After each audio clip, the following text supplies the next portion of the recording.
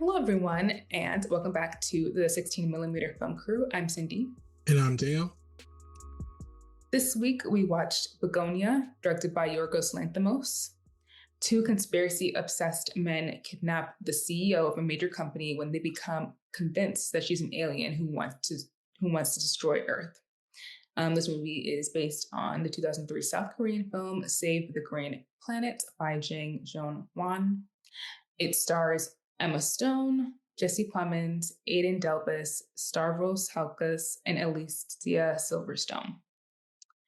So Dale, what were your thoughts about this one?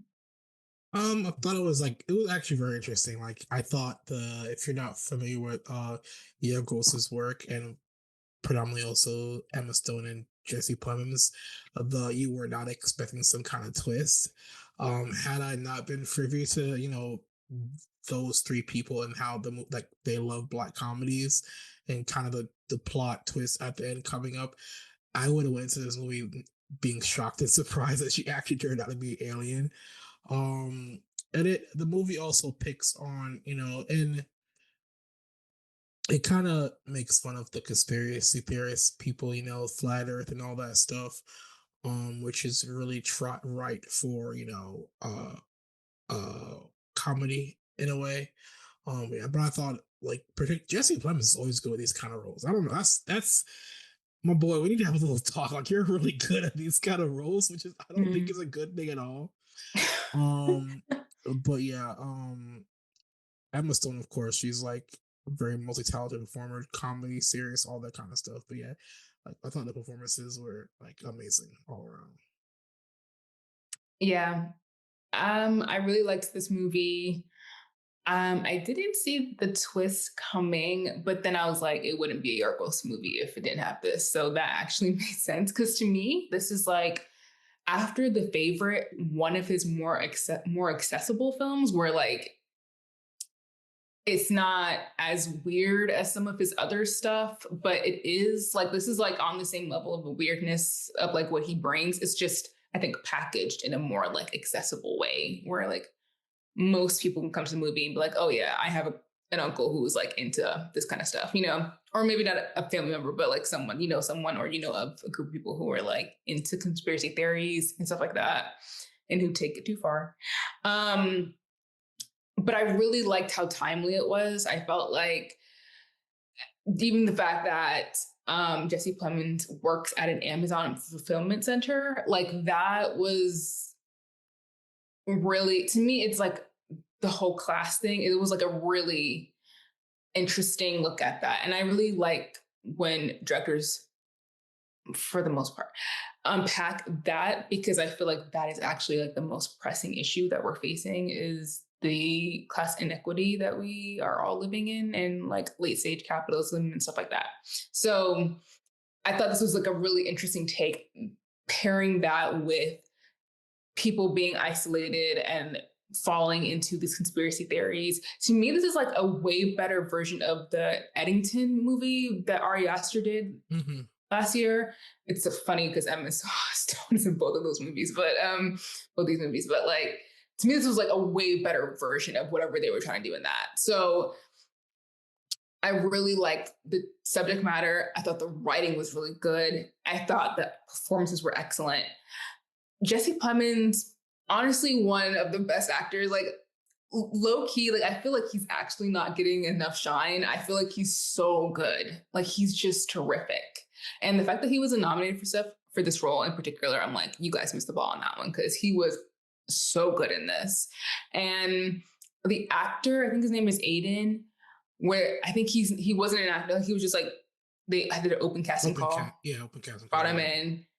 He's a neurodivergent person, just as like the character is as well. So, and I thought he did such a great job. Like, I thought they were like excellent. Stavros, who was like, I think he's like a comedian, but also like just on the internet. Like, I know him from being like a YouTuber or something. I think. Yeah, I know him more for that than being a comedian. I was like, I've never heard him as a comedian before. But I was like, Stavros, I didn't know that was you in this movie. That's crazy. Like, so, and he did such a good job. I just felt like, and obviously Emma Stone is, everyone kept talking about the fact that she shaved her head, but to me, that's like not like many actors do that. So that's not actually that interesting. I Yeah. think the fact that like the way she plays the characters so that you as an audience member are so convinced that these people are insane, and Hmm. then it gets flipped and you're like, oh, what? Like that's good acting. She really, she always be doing her thing. So I just thought everything was like very good in this movie. It's not like as talked about as some of the others, but to me, this is one of my favorite Yorgos films. I feel Yeah. like this was pretty excellent. So Yeah. It's I think the fact that I guess in the original movie that role was played by a man. I guess also it also now being played by a woman, still it adds more to it. There are a lot more layers, especially when you conspiracy theorists, apparently mentally disabled cousin, mom's in coma, like and this is me. I've mentioned a lot of times with my issues with anxiety and depression, all that stuff. Like, and I've come to realize people who kind of drift that way into the conspiracy region are kind of looking for something as an escape for the way they feel on a lot of things. So I can kind of understand how continual bad things, and it's like also kind of subtly uh they subtly mentioned um about the interaction with Star Force's character, which was the new chief, I guess, mhm. and as his actions as Jesse Plemons' character's babysitter. And you kind of could tell there was a manipulation of power, a potential sexual assault kind of thing based on that kind of subtext. So you kind of do kind of feel for him, in a way. It's like all these bad things have happened and he's looking for an escape. So you can kind of also understand as to why he would look for an escape and kind of think the way he does, because you would think life is unfair. Why are these bad things happen to me? There must be a reason why. And then he would begin to spiral down into the actions he kind of perpetrated. Yeah, I felt, which I really like, complex characters where you know that what they're doing is bad, but you are still sympathizing with them in some ways. I like characters who kind of make you walk that line a little bit. Mm-hmm. And I feel like because to me, he's like a person, Jesse Plemons' character, he's a person who would like, under the, just if certain things were slightly different, like he wouldn't have done any of that. I don't even think he might have even slipped into the conspiracy theory, alien situation stuff. Like, I think, Yeah. because like when he's at work and stuff, he seems like a very like amiable guy. Like he gets on with his coworkers. He seems like nice, like just a chill guy. But like because all of these bad things have been accumulating over time, it's like you can see how someone gets to that place, which I really like. I like how they give you enough for you to understand how he ends up there, but it doesn't also like excuse what he does, and it doesn't like let him off the hook, which I think is also good. Like he doesn't play, it's not like he needs a redemption arc. He is just, I don't know, like you get how he gets there, but you also don't agree with like Yeah. why he, like, what is he doing? It is kind of insane. And also the fact that like he can't, like, once he goes down this path, he can't like come back from it. Like he continues to do even more, crimes, basically, just committing crimes. And that last scene when he's with Alicia Silverstone. First of all, how's that his mother? Like they are maybe the same age. I mean, Yeah. or maybe she's younger than, I don't even know, but like that made me laugh. Probably about 5 years difference in Yeah, age, because I know Alicia Silverstone's around the same age as Kirsten. He's married to Kirsten, yeah. That's, I'm so like, aren't they all the same? Aren't they all the same? Didn't they all come up in like the same time? Anyway, um, but that last piece where Emma so convinces him that like the way to save his mom is to basically kill her. And he does that and realizes like what happens. Like, yeah, that's how like your mind gets infected with this stuff. And like, I don't know. He was right. She was an alien, but the ways and the things that he did to like, I don't know. It was very, it's honestly, it was sad. I really did feel sad for him. I was just like, dude, you gotta get off the internet. Like, I don't know what else to say, but like, yeah. I don't know, get some. I mean, that's also the thing. It's like it's not even like he had like the resources to get like the proper help that he probably needed. So it's like, damn. Yeah. It's not even that he mentioned himself that he went through like the litany of different things. He said I went far right, far left, I went Republican, I went socialist, I went communist, either I went this way, I went that way. That's the sign of somebody searching for something, a sense of Yes. community, somewhere he belongs. He even says himself, "This is a movement, but all this was done by me. Like I didn't consult other people. I made these connections myself." So even the fact that he found a a group that he could kind of shared his same viewpoints and tangentially, he still didn't fully embrace the community aspect of the group. He's like, all right, cool. This is what you guys sound cool. I'm gonna do my own thing. Still, he's still like not fully willing to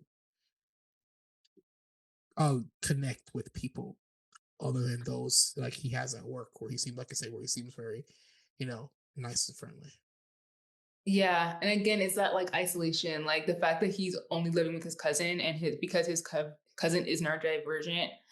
There's like a it's like a control thing where it's like I'm just going to tell you what to do and you just have to do it and trust me, and manipulation, which I honestly I hate. I didn't really like that part, even though it makes sense for the character. I just didn't like seeing that because I'm like, you're taking advantage of him, like that's wrong. Mm-hmm. um and like the steps and the things that they do, even like before they it's either before they kidnap Emma Stone or like right after, where they're like taking those medicines. I don't know what that was, a castration thing, I don't know, chemical Yeah, castration, whatever. It's like, yeah, and the cousin's like, hey, like, I actually, what if I want to meet someone? Like, well, I don't know if I want to do this. yeah, Like, these, this is very serious here. And he was just like, nope, this is what we got to do. Like, trust me, I know what we're doing. I'm going to make everything better. Like, it is like very manipulative and awful. So, again, he doesn't get off the hook for me. It's just that I get how, like, if you're so cut off from everyone, like the house they live in is in squalor, like they're just like not doing well. Like I yeah, can see how you end up in that position where you're pushed to the extremes and you do bad things. yeah, So yeah. And it it's not and and it's I also like it's that echo chamber kind of mentality thing. And he's not only the person he's like you said, he's bouncing off ideas or talking to is um a mentally compromised person. great. So that full uh autonomy really isn't there for either of them, Mm. kind of thing. So Yeah, I thought that was really interesting. And yeah. I found all his interactions with Emma Stone really, like the conversations they have, really fascinating because she's trying to like like reason with him with her corporate speak Hmm. and like trying to relate to him in that way. And it's just not working. He's like, I know all your tricks. I know exactly what you're going to say. Like, stop talking to me like that, Yeah. which is true. Like, I do feel like them showing her life and how he lives and and like that huge disparity and how she could be so removed, even though Yeah. she like knows, like at a certain point, she does figure out like who he is and like Hmm. why he's kidnapped her. Hmm. And she's like, saying all these things that sound like they're supposed to be supportive and stuff, but it's completely like disingenuous. Like she doesn't know how to actually connect with him because she doesn't really see any of the things that she's done as problematic or like actually affecting people's lives in a real way. Like she doesn't see them as people. So I thought those interactions were really interesting. Like her, like when he keeps her in the basement, but also like when they're at the dinner table having those conversations. I found that really interesting because it is like it literally like if I was to talk to Jeff Bezos, he literally wouldn't know. He couldn't even like he's such like a lizard person. Like I don't even think that he would be able to have a real conversation with anybody, like any like real person in this Yeah. world. So it was kind of like that. But it also showcases another side of it. That is the sign of somebody who's clearly been through the system of like being like forced to get help for their issues, and their issues on there to them are not being solved in a way. So it's Mm, like, okay, I've been to therapy, I've been to doctors, I know what you're gonna say. I'm going to Yeah. discard what you say because everybody said before and I've not got the help I needed. So it's another layer to how far he mentally and where his psychosis is at as a person. Um, yeah, Yeah. And I get it. Like when you realize that our institutions have failed us so badly, like I get yeah, it. That makes sense to me. yeah, yeah. And Yeah. like I don't know, and it's also really weird mentioning. I don't know, it's of people of that background and environment and seeing like the plot of land that they have is that's a pretty big plot of land just for that one piece of house, but then choosing to live in squalor is, I don't know, that's a conscious decision that Mm. that you make, especially considering that the movie was, I'm gonna say that they live in Atlanta because all those parts of the street, even him wandering and biking, I was like, I know exactly where that is.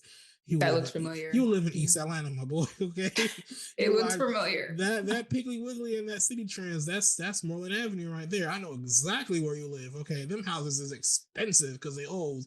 So a choice to live in squalor in that part of Atlanta where, yeah, like, okay, you're choosing willingly. And the fact that you kind of live at an Amazon fulfillment center and you're still able to maintain like living there is kind of crazy. you know some parts you Yeah. have to like suspend belief. I was thinking to myself initially, like, damn, they kidnapped the CEO. But then I remembered, yeah, CEO got shot in the middle of Times Square, so I'm not surprised that they were able to pull this off. So It makes sense. you Like know, it is art in life. yeah. Sometimes it just goes that way. Because before that happened, everybody's like, "Oh, it's impossible, like kidnap a CEO, or do anything to a CEO." Because you think they'd have bodyguards, but you sit back and like, yeah, this kind of makes sense. This is not so far from reality where it could happen, Yeah. It's like, oh, okay, I didn't know it was that easy. Like, yeah, apparently it is. So so that was interesting. But yeah, I think that the ending for me wasn't my favorite. I feel like it kind of undercuts everything that we kind of were building to and like hmm exploring, because then it's like, well, she's just an alien. Like, hmm and then it's more like, oh, well, Earth isn't worthy of saving or something like that. And to me, that was just like, okay, well, that kind of, I think because the movie felt really grounded, hmm it kind of pulled me out of it for a second. And I kind of, I don't know, I like surrealist elements, but I kind of only like it when it's always like it's embedded in the film that you're watching. So it's not like you're having like a huge tone shift where it's like, now this is a different thing. yeah. I don't think I like the abruptness of that. I would rather it just be either very grounded or surrealist elements throughout. So the flow, it feels a little. I do think there is a way to handle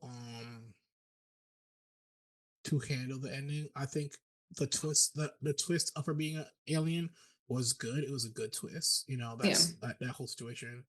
Um, the only unbelievable part is her of like living the EMT ambulance in the middle of like near Tech Square and going back to the office place kind of thing. Like they didn't stop and chase after her. Okay, but I do think the reveal of her being an alien, I thought that was spot on. But I do think those uh following scenes after that kind of took too long, and they dragged Mm, what was a good story and kind of did. The twist was good, but the ending was kind of dour. Like for all like it being a black comedy, everything, the social commentary and the substance they're doing, all that, and then here's a twist, but then the scenes with the twist go on a little bit too long, kind of way. Um, I kind of wish that she just revealed herself as an alien, went to the people, and then she pops the balloon or the dome of the globe and mm, goes straight to black. I do think the fact that Yorgos decided to shoot a lot of scenes of people globally just pass on the floor, animals making contact with them, I thought that kind of dragged on too long. Anyway, yeah. I do think there's probably a way to integrate that probably into the credits as well. Like that, those scenes could have probably been playing as the credits are rolling for the movie. Like honestly, I do think she should have just burst it, went to black, and it probably fades back in with a couple clips of people passed out as the credits are rolling. But that whole scene of just bodies, bodies, bodies everywhere, and then credits, like that was just a bit too long for me. Mm, yeah. Yeah, I think yeah, I thought the twist was interesting. I just don't know if I liked the ending of it. The delivery Mm, of it, yeah. yeah, I'm not sure about that. But there's the movie was good because like I just yeah, I don't know. I feel like I think he's really good at like blending those genres together. Um, I think he did the movie he did before this was what's it called? Kinds of Kindness. I didn't watch that one, but I watched certain scenes from it, and it Mhm. was much more heavily into the like black comedy surrealist thing, where it's like that is just what the movie is. Yeah. So you have to like buy into it from the start and then just keep going with it.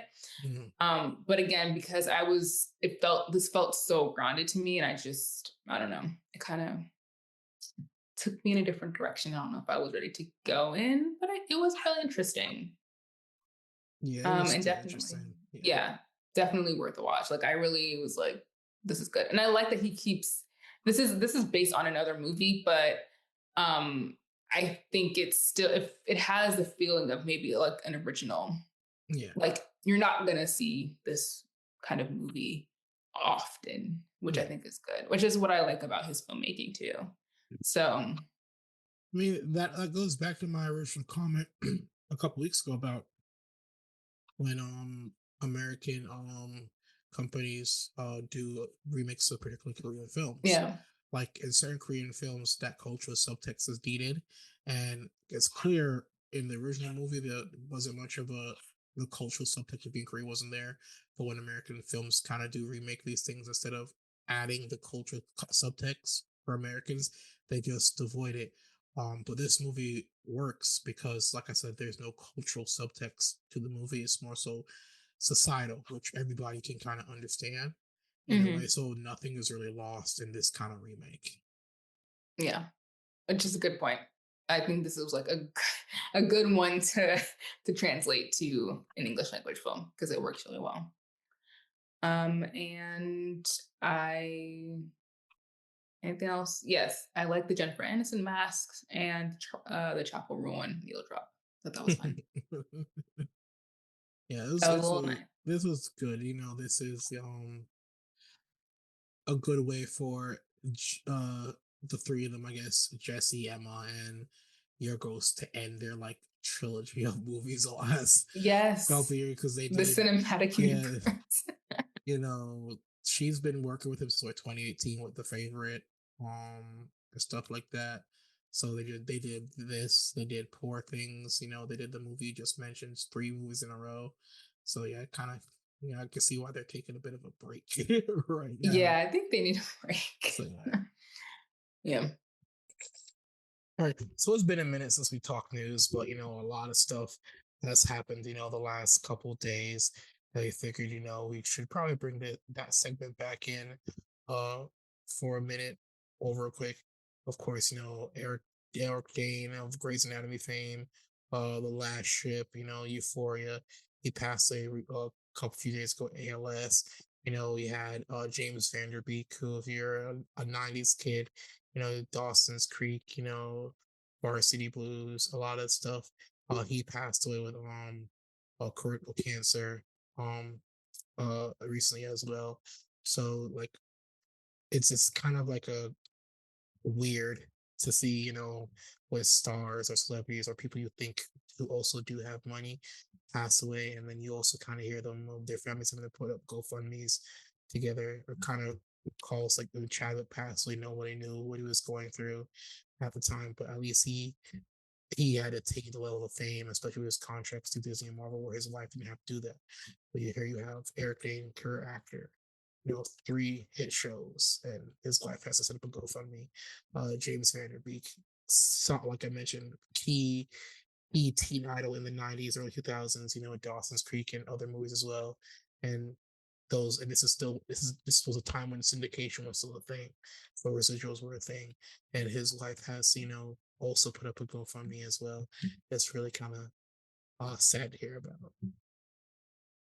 Yeah, it's really sad to hear about these guys because they're so young too. Like they're Mm-hmm. in their like 40s, 50s. So Yeah, yeah, it was really sad. yeah, James Vanderbeek I think was 48, and Eric Dane was 53. Oof, young.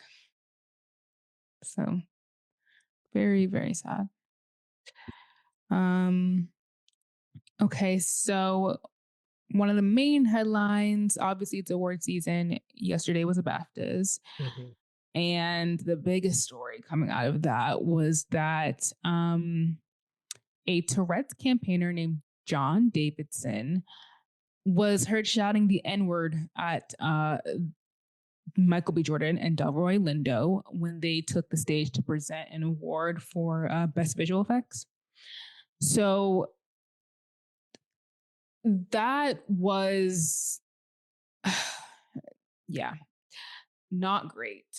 In Black History Month, like we've seen so much horrible racist things. But the thing with John Davidson is that like he does have Tourette's. He has a Mm-hmm. specific kind. It starts with the C. I'm sorry if it's not coming to me quick enough, but that's not only when you have Tourette's, it's like a specific thing where you say like very offensive things and like swear words and stuff.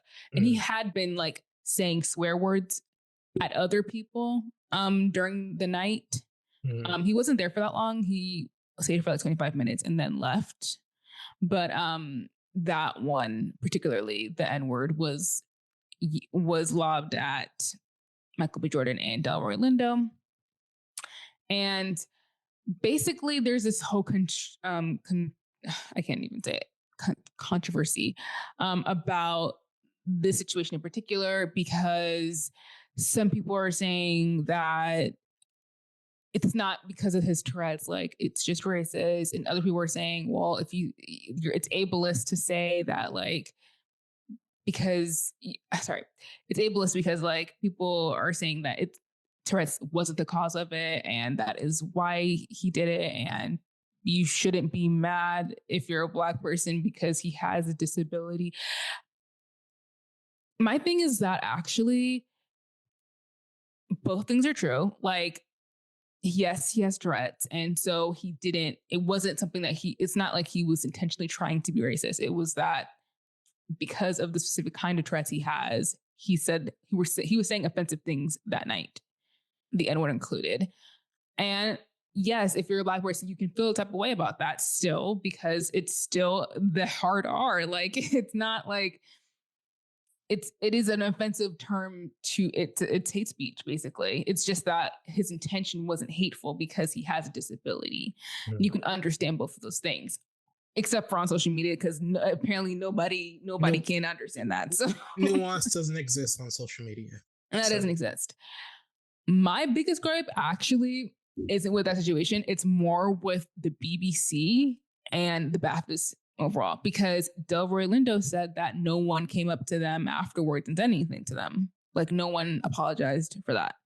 The only reason that they apologize now is because it aired and people got upset. Mm-hmm. So then retroactively, they were like, oh, we're sorry to Michael B. Jordan and Delroy specifically, but also like if anyone was offended by it. And like the host of the award show came on there and was like, if anyone was offended, we're sorry. And it's like, look, I think what is offensive to me is that this show was pre-recorded, which means that they had the opportunity to edit that out and they chose not to. They chose to keep that in there and broadcast that to people.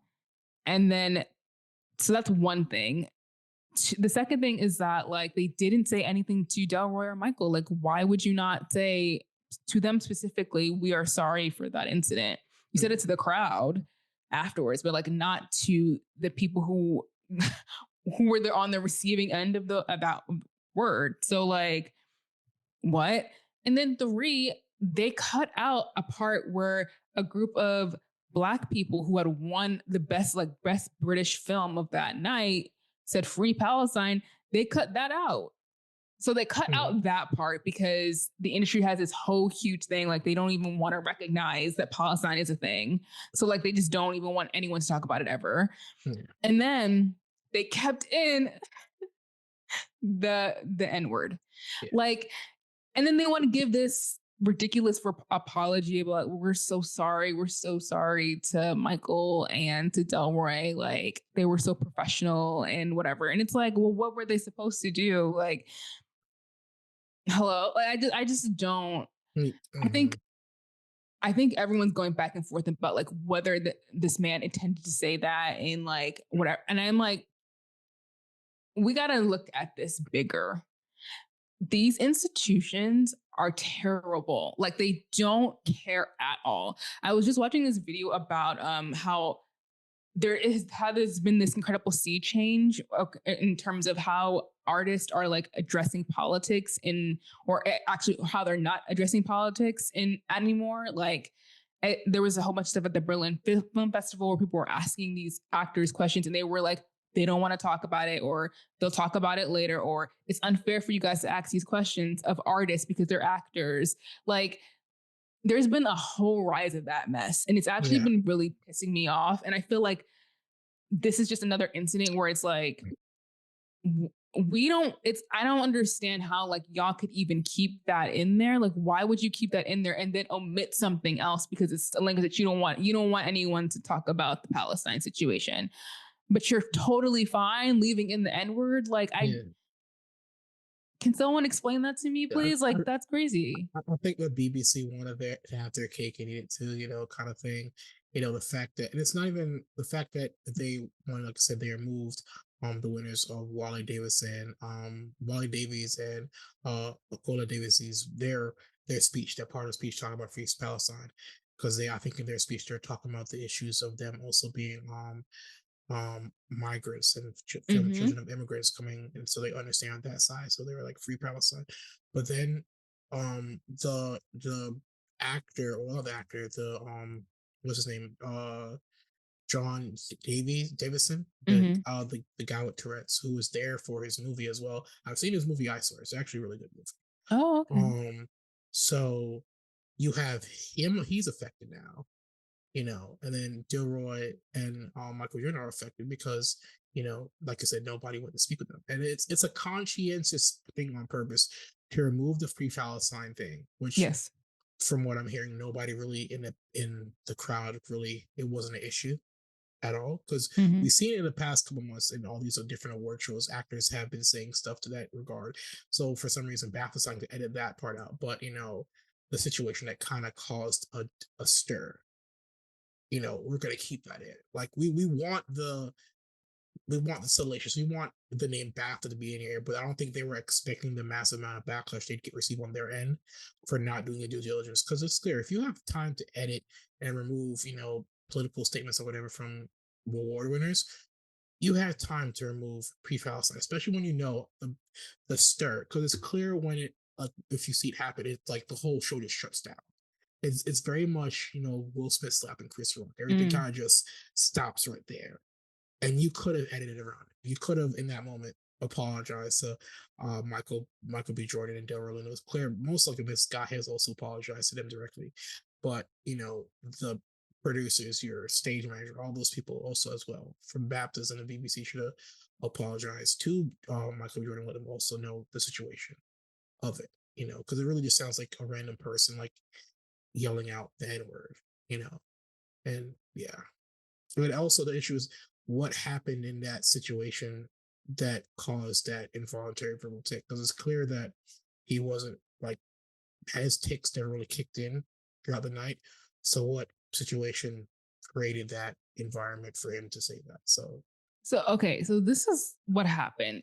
At the beginning of the show, they had made an announcement saying this man is going to be here. If you see him, do these involuntary ticks or movements or noise or make noises or whatever, just know that like this is the reason why. Now they Mhm. didn't say anything about him saying certain offensive terms. They didn't mention that piece. They just Yeah. mentioned if you hear random noises or movement or see movements, that's the reason why.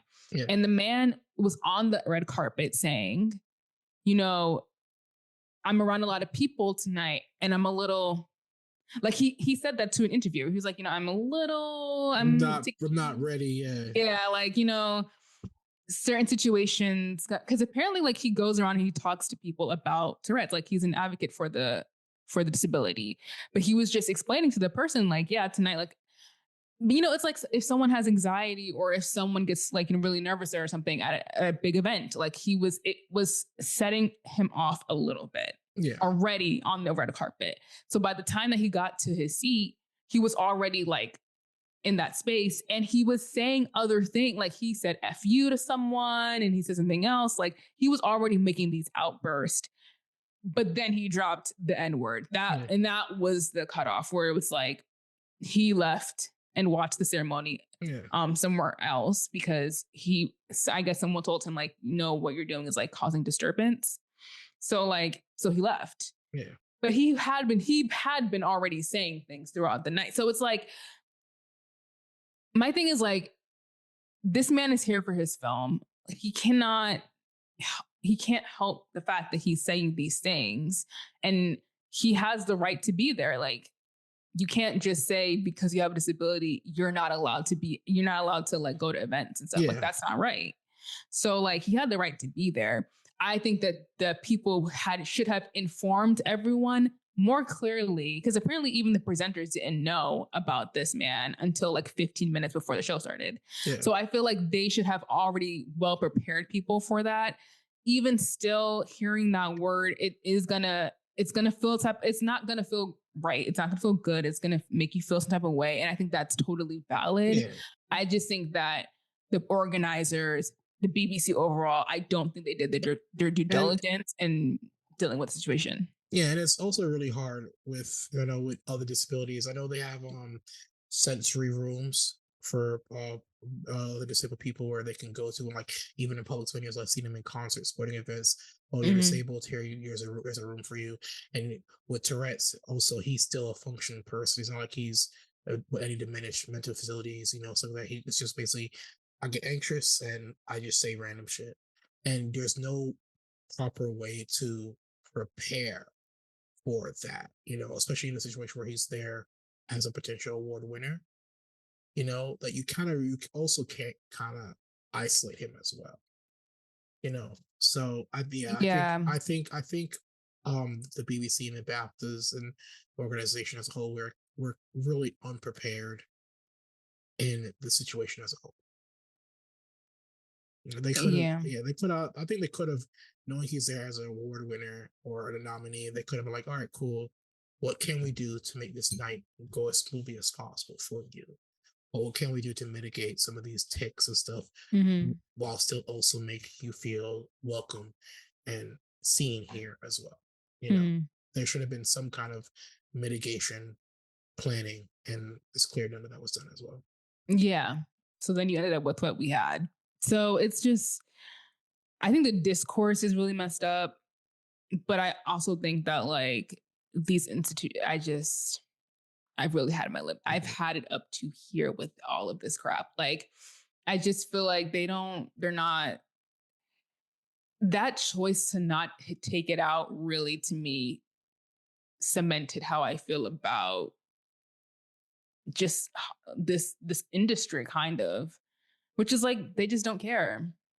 Like they were willing to sacrifice Black people's feelings and anything else that had gone on that night, like just so that they could get the hits. That they knew that this was going to get clipped and it was going to get sent around and this was going to make news and they were going to have like better ratings or whatever. And they were willing to do that, and have no issue with it. And then at the same time, like because now that man, John, is that his name? John Davidson? John Davidson, yeah. He's getting so much hate. Like people are like, you shouldn't, like they were saying like the worst things about this guy, talking about how they wanted to physically attack him. And I'm just like, See now, but that's what you do when you decided to keep that in. What you did was you put everyone who was involved in that situation in a terrible position, and it's just like that's why I'm just like I can't stand these. Like I don't know, maybe Tom Cruise is onto something with by not showing up to these events because honestly, I would say same like because it's just like y'all are so messy. Like they're just like the messiest, like amoral organizations. And it's like I can't even and it's like so hard for me to even be excited about like the Academy Awards and Sinners being nominated. Like I can't even be excited about that. Like two guys just got just got called N-words at the BAFTAs. Like it's just a mess. Like this whole thing is a mess and it's pissing me off beyond belief. And I don't know what to do with these feelings. Yeah. I'm just like boiling over, like yeah. So, yes, that was it. That was it. Everyone apologized, blah blah. But I don't care about their apology. Their apology was so fake. I'm not interested. Yeah. But anyway, since we're already on this track, what did you watch this weekend or this week? Since we're already here. Me, I'm gonna be honest.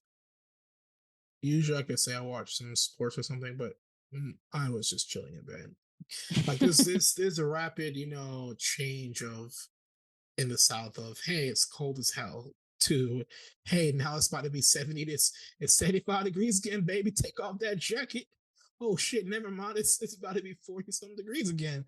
It's like I've been dealing with a bit of a cough and a sore throat. So you know what? I'm just like drinking soup. Eating and drinking. But you don't drink soup and what thing? Like do you read? Like, I read. I did okay. Read. But yeah, if I'm sick, I just want to like sleep in bed. I'm not even like I'll literally not turn the TV on or anything. Well, scratch it. I did watch. Okay. FT Signifiers. Tyler Perry movie. Oh man, we need to do a separate video on that. That's a separate video. That's a separate video. Yeah. That thing 4 hours, baby. You that's more than a movie. That's a movie. You need to have plan a snack break with that. But yeah, it was really informative, and I kind of do share the same viewpoint FD has in this video of Tyler Perry. So yeah. And that's how everybody was like, just Dale, just go to Tyler Perry's studio and try to raise him. He'll hire you. You're black. No. So, but yeah, that's it. Well, we can talk about that later. That deserves an episode of this. That deserves an episode by itself. It does. Yes. So for me, there has been so much going on these last couple of weeks. It's honestly been rough. But I've been watching a couple of different things. I did watch that Tyler Perry video. Thought it was so good. And honestly, I feel like he gave so much thoughtfulness and empathy in places where I haven't been empathetic or thoughtful when it comes to Tyler Perry. And I think that he did a really good job at balancing all those things. Great video. Please go watch it. But I started watching American Love Story, which is the John F. Kennedy, Carolyn Bessette FX. It's not Ryan Murphy. He's producing it, but he's not in charge. He didn't direct it or write it. So it's actually like watchable. And that's been really good. I can see people not liking it, but I also feel like I grew up on like teen dramas. So this is like Gossip Girl, except based on real people. Yeah. So, and I can see if like you're not into that, but so far it's pretty good. I think that I like the actors. I think the actors have great chemistry and they also do resemble the real people. I love history. I'm really interested in the Kennedy family and just how they're kind of all over history in a weird way. So like, I'm finding this an enjoyable watch. I also watched Spree. Steve from Stranger Things made a movie in 2020 called Spree, which is like, basically it's kind of like an Uber. That's what it's like a fictional Uber where this guy like goes around and like kills people. Isn't it kind of like isn't it kind of like what's that movie that Daniel Radcliffe did where he's like somehow caught up in like a game and he has handcuffs and he wanted to kill people or whatever? It's kind of like that, where it's like a captive game.